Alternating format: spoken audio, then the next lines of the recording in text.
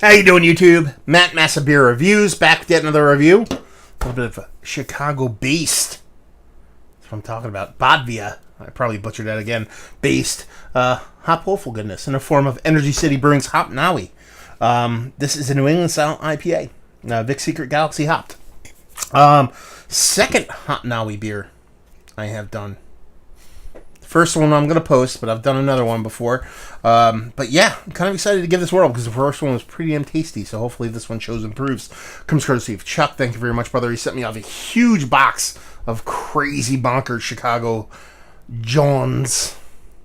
Let's dive into it. What do we have here? Energy City Brewing, Hop Nawi, New England style IPA, authentically craft. Brewed with a boatload of Vic Secret and Galaxy hops from Australia. Smooth bitterness, soft mouthfeel, and notes of orange, passion fruit, and pine. 7% alcohol by volume.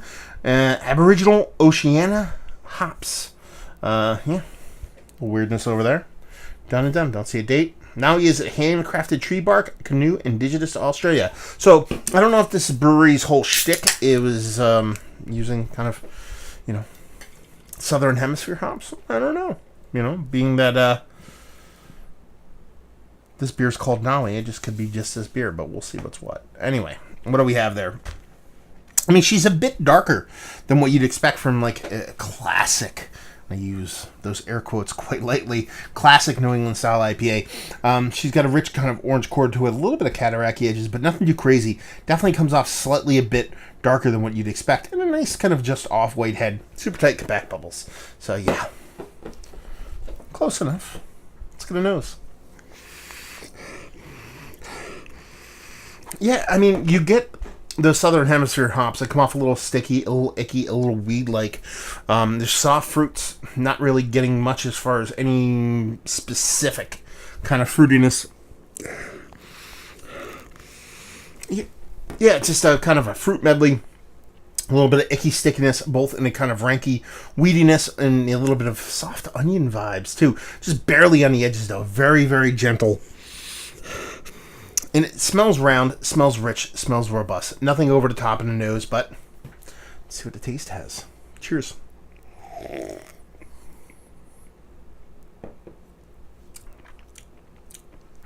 Yeah, kind of a little bit less sweet than I would expect it, and less sweet than I would hope it would have been.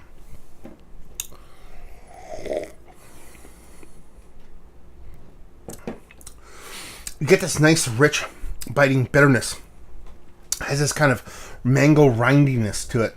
A little bit of kind of like icky, sticky weed stockiness to it. Not even actually weed smoking, like weed stockiness to it. I kind of dig that. It tastes a little dirty, a little filthy. Again, in a positive way. You are getting those soft fruits. It's still kind of very kind of fruit medley across the board. It's not really calling out anything specific, or at least for this guy, it's not. But it's nice. That biting bitterness on the edge that doesn't get overwhelming is kind of a welcome thing. Combine it with the beer not being overly sweet. A little bit reminds me of kind of old school Midwest IPA with a little bit of hazy treatment. But yeah, not too shabby. 7.5%, well hidden. It has a little soft kind of ashy component to it, a little cigarette ashy component. I get that every now and then in beers. But it's not off-putting. It's almost like a byproduct of that kind of that weedy, stocky bitterness that I was talking about. I think it's fun. It doesn't blow me away. I don't think it's a great beer. I don't think it's a negative beer. I just think it's an interesting take on how they're using hops in the beer itself. It's not overly sweet. That's a bonus for me. It does have a bittering component that is kind of multi-layered and has a bunch of fun bits and pieces to it, so I can kind of get down with that.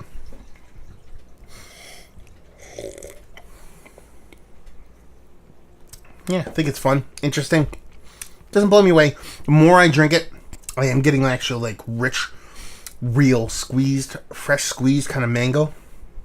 It's kind of the combination of that mango skin and mango juice coming kind of a combination thing. That I got that rindy mango thing. Now it's making me think that.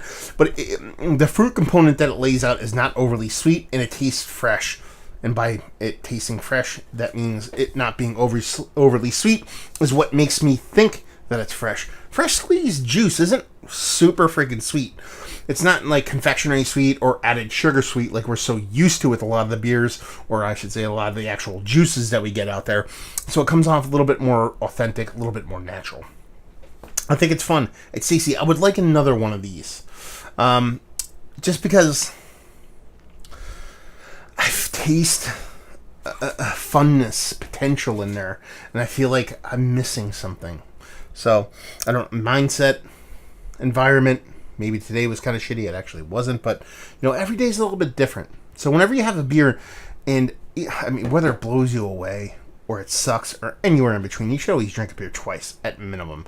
I know the tech culture kind of frowns upon that, but you should definitely go out there and at least, at best, try something twice, so you can get a second opinion on it, whether it be a more favorable one, or something not as positive.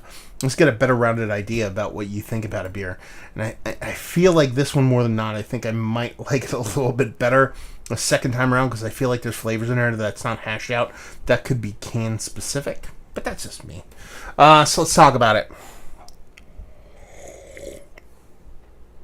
Is this one of the better IPAs I've had as of late? On the edge. It's not in, it's not out. It's barely on the edge. But I have had something from these guys before, and it was quite well done, so take that for what it's worth. New brewery, new experiences. That's fun in and of itself. Thank you very much, Chuck. Value availability, no IPA. IPA? What the hell is that? Somebody's name? Idea. Maybe Chuck or somebody out there can chime in, let us know what's what, and leave you with, if you like what, will you like this beer? If you like trying new beers, if you like hazies, if you like Chicago-based beers, let's put it this way. I find this beer intriguing. I like it. It doesn't blow me away, but at the same time, I haven't tasted much like it. So that, in and of itself, piques my interest, and that's a good thing. So if you're into hazies, but you like stuff that's a little bit outside of the beaten path, there you go. A little Energy City for you. So there you go. Another review in the books. Hopefully you guys enjoyed it. Down there if you want to talk about it. Massive Beers if you guys want to check me out doing the social media stuff. Beer Massive if you want to check me out doing the whole podcasting thing. And hopefully you guys enjoyed the review. Hopefully enjoying this little Chicago-based hazy right now. And hopefully see you next time. Cheers.